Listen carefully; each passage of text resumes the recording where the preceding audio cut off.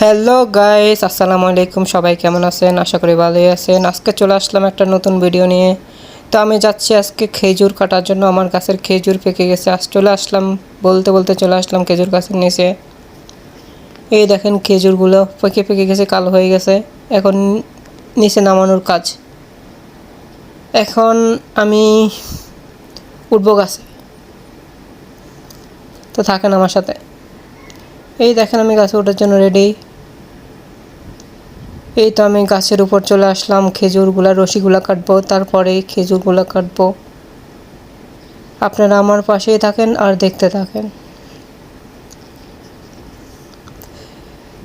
এই দেখেন আমি গাছের আগায় বসে আছি। দেখতে দেখতে খাজুরগুলো কেটে ফেললাম, কেটে নিচে ফেলে দিলাম। এখন এগুলো থেকে ওই কাঁচড়াগুলো ফালাই দিতে হবে, ভালো করে রাখতে হবে।